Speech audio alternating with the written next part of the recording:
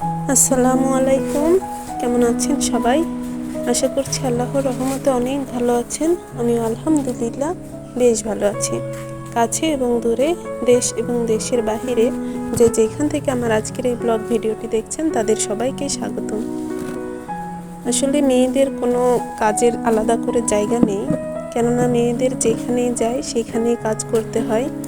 আর একটা মেয়ে বাবার বাড়িতে প্লাস শ্বশুর বাড়িতে সে যদি আলাদা স্বামী সংসার নিয়েও থাকে তো সেখানেও কিন্তু তাকে অনেক অনেক কাজ করতে হয়।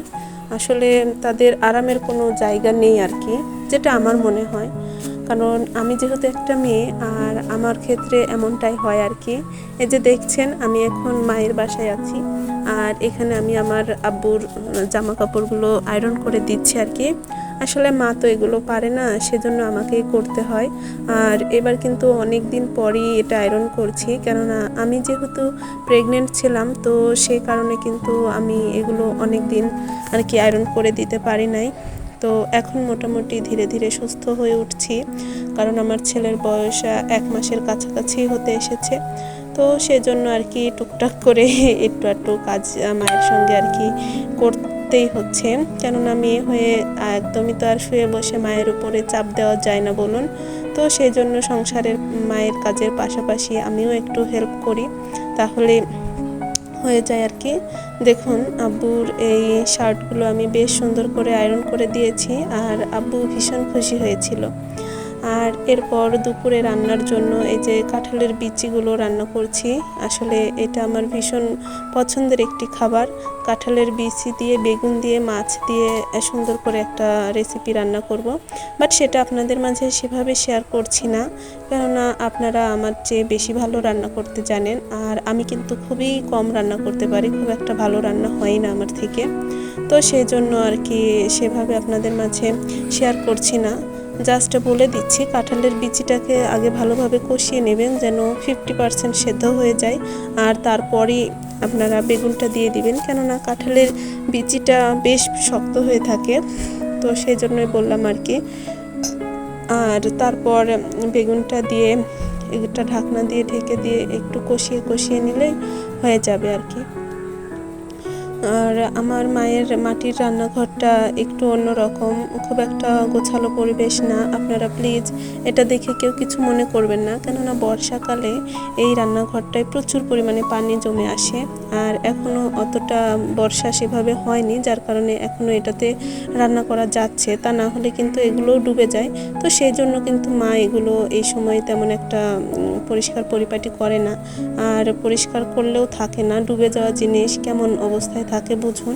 তো কোনো রকমে রান্না করে চলে আসতে হয়, আর তাছাড়া বেশিরভাগ সময় গ্যাসে রান্না করে। তো আমি খাই, আমার হাজব্যান্ড খায়, আমার বাবা খায়, তো সবাই যেহেতু খাচ্ছে সেহেতু মাটির চুলায় রান্না করা খাবার আমাদের বেশি পছন্দ।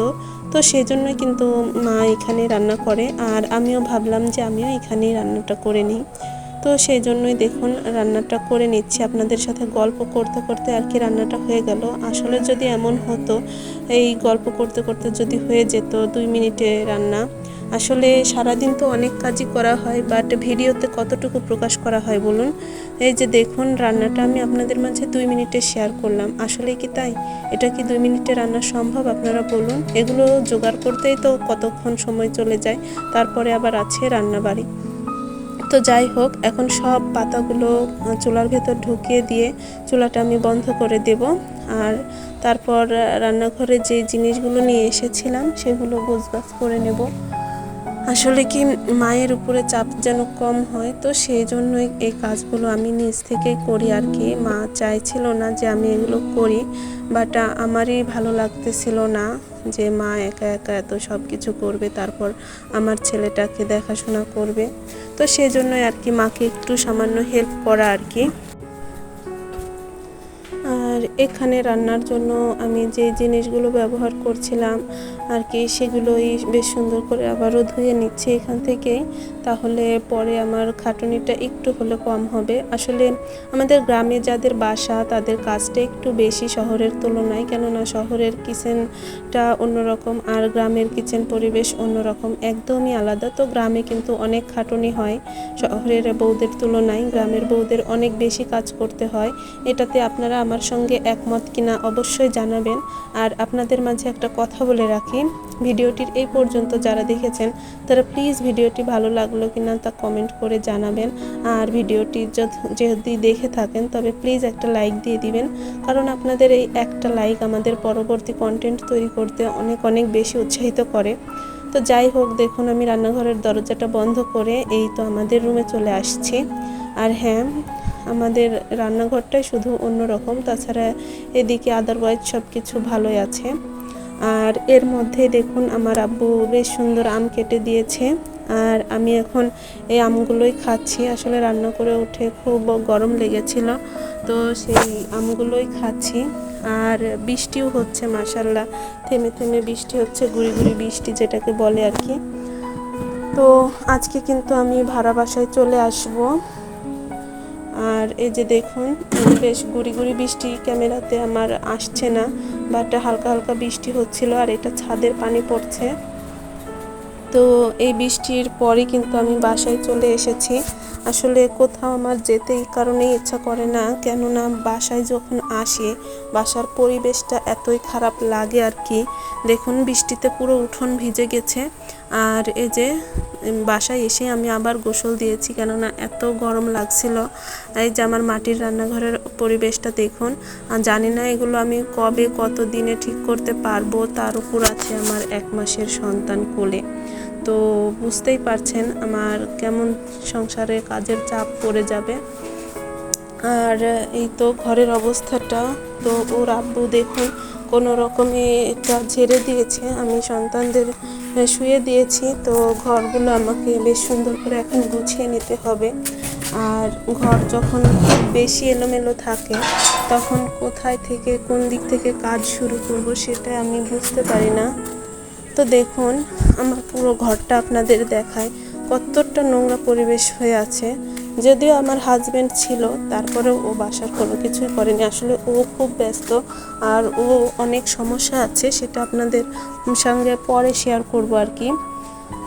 তো আমার ছেলে দুটোই ঘুমিয়ে গিয়েছে, আর আমি যেই ঘুমাতে যাব এই সময় আমার স্টুডেন্টরা চলে এসেছে, যার কারণে আমার ঘুমটা হয়নি আর কি। তো ওদেরকে ঘুম লাগিয়ে মশারিটা টানিয়ে দিয়েছি, কেননা আমাকে এখন সংসারের অনেক অনেক কাজ করতে হবে। তো ওদের সঙ্গে শুয়ে বসে থাকলে কিন্তু হবে না। আর দেখলেনই তো আমার ঘরের কি অবস্থা।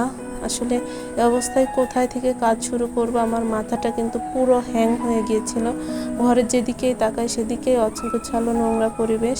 আর এই পরিবেশে কিন্তু ছেলেরা থাকতে পারলেও মেয়েরা থাকতে পারে না। তো নিচের ব্যাগগুলো যেগুলো দেখলেন সেগুলো মায়ের বাসা থেকে নিয়ে আসলাম।